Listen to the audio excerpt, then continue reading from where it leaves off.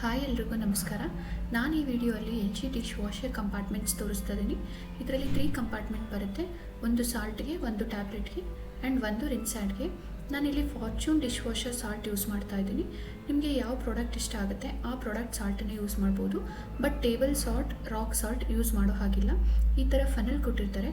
ಆ ಫನಲ್ನ ಯೂಸ್ ಮಾಡಿಕೊಂಡು ನಾವು ಸಾಲ್ಟನ್ನು ಫಿಲ್ ಮಾಡಬೇಕು.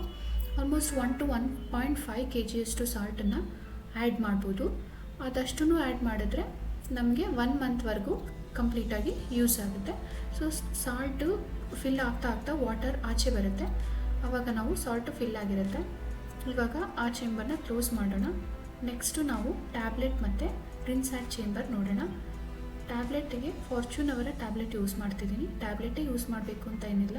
ನಮಗೆ ಡಿಶ್ ವಾಷರ್ ಪೌಡರ್ ಕೂಡ ಸಿಗುತ್ತೆ. ವಿಮ್ ಅವ್ರದ್ದಿದೆ ಮತ್ತು ಡಿಶ್ ಮ್ಯಾಟಿಕ್ ಇದೆ, ಫಿನಿಶ್ ಇದೆ.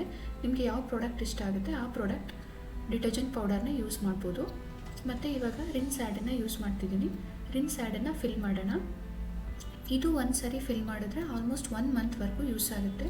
ಸಾಲ್ಟು ಮತ್ತು ರಿನ್ಸ್ಯಾಡ್ ಎರಡೂ 1 ಮಂತ್ವರೆಗೂ ಯೂಸ್ ಆಗುತ್ತೆ. ಬಟ್ ಟ್ಯಾಬ್ಲೆಟ್ ಆರ್ ಪೌಡರ್ ಯಾವುದೇ ಯೂಸ್ ಮಾಡಿದ್ರೂ ಪರ್ ವಾಶ್ ಇರುತ್ತೆ. ಎವ್ರಿ ವಾಶಿಗೆ ನೀವು ಫಿಲ್ ಮಾಡಬೇಕಾಗುತ್ತೆ.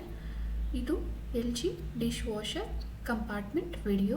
ಈ ವಿಡಿಯೋ ನಿಮಗೆ ಇಷ್ಟ ಆಗಿದ್ರೆ ಲೈಕ್ ಮಾಡಿ, ಶೇರ್ ಮಾಡಿ, ಸಬ್ಸ್ಕ್ರೈಬ್ ಮಾಡಿ. Thank you.